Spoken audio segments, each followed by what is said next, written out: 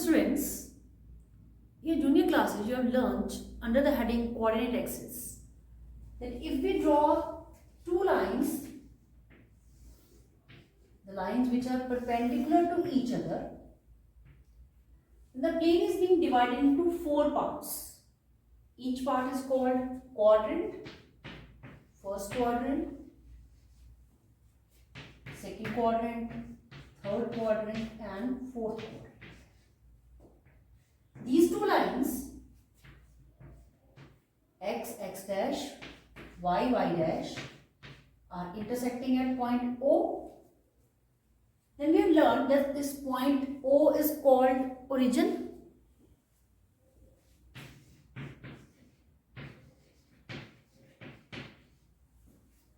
X, O, x dash is called x-axis. Same way, y, O, y dash is called y-axis. And collectively they are called coordinate axis.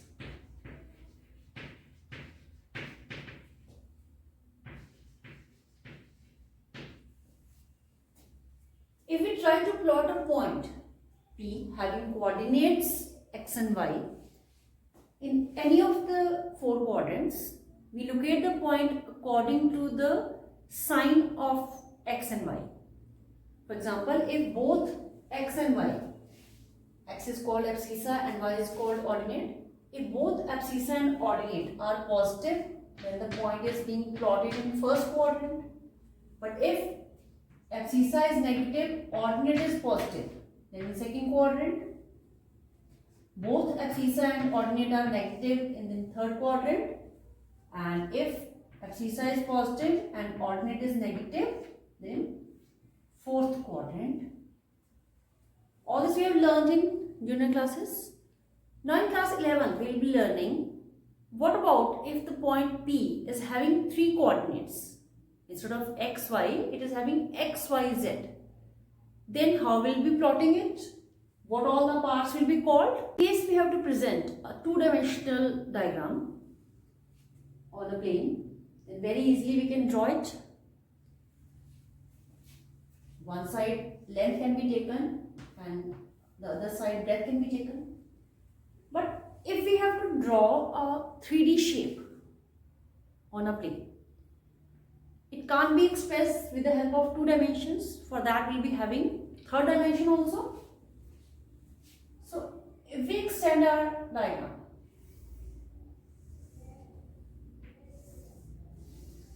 on third axis also, in that case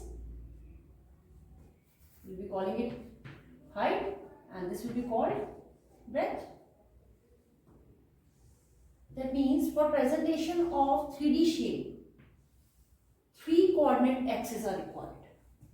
2D shapes can be represented through two coordinate axes, but for presentation of 3D shapes we need three coordinate axes. That means as we have drawn two lines perpendicular to each other,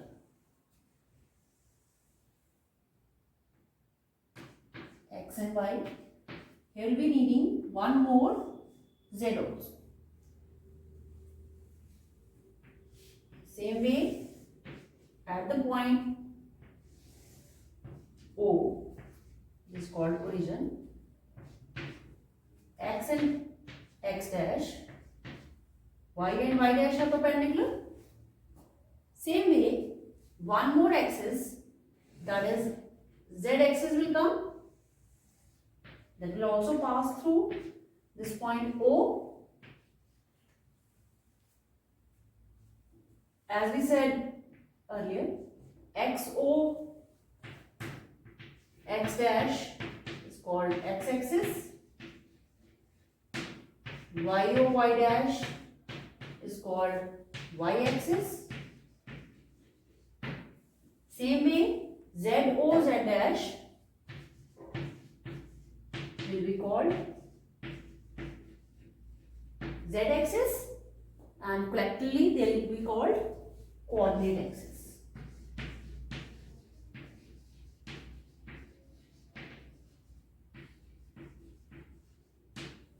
Now this coordinate axis axis will be used for presentation of 3D shapes.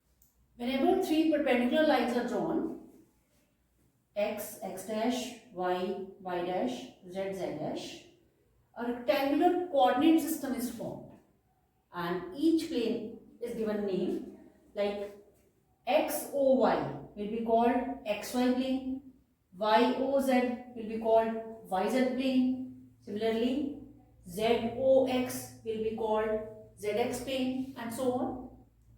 When we have drawn two perpendicular lines, the plane was divided into four parts and each part was called quadrant.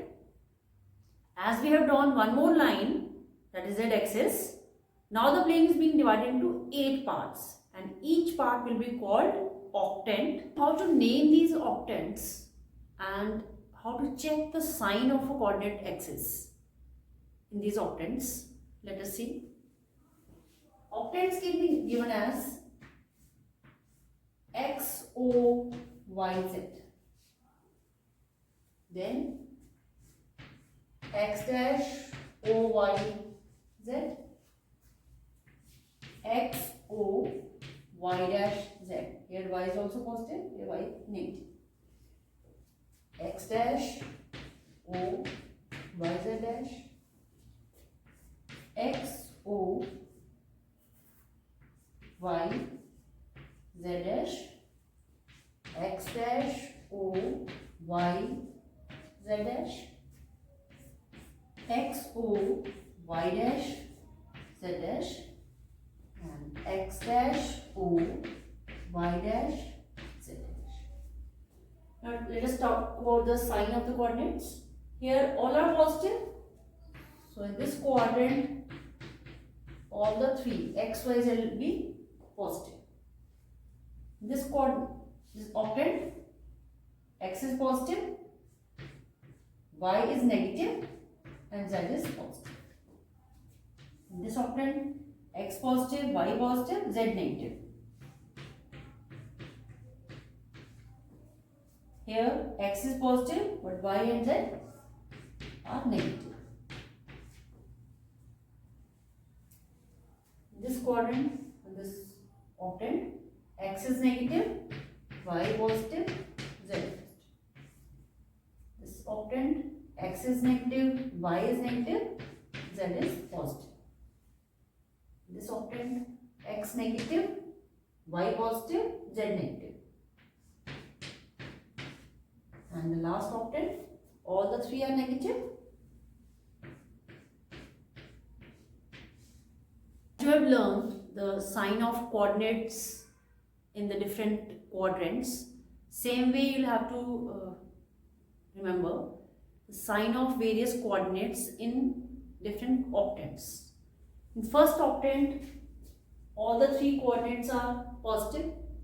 In second quadrant, X coordinate is negative, Y and Z both are positive. In third octant, X and Y are negative, but Z is positive.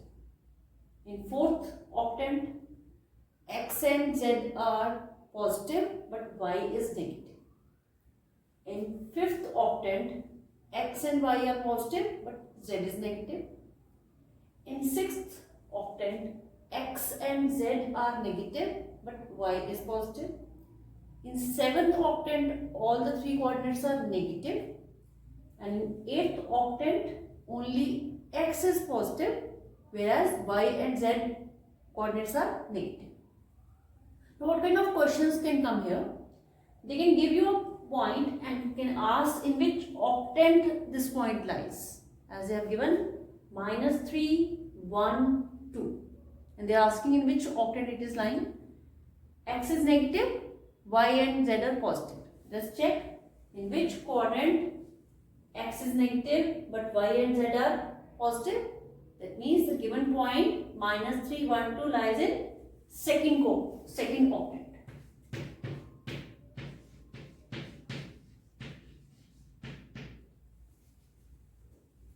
Same way, if they say where is point -3, -1 and 2 lies, in which octant?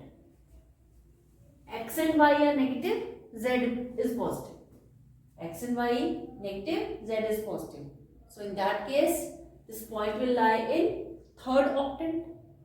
And if they give all the points negative, in that case, they ask the octant, then our answer will be, if all are negative, this point lies in seventh octant. So according to the given sign, we'll answer. Next, they can also say, if a point lies on x-axis, what are the values of its y coordinate and z coordinate? As you can see that the point is lying on x-axis. The way we have done in quadrants, if the point lies on x-axis, values will be like this only.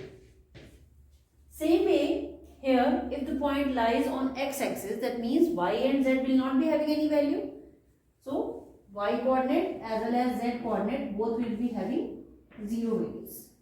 So point will be whatever the value of x, and y and 0 will be negative.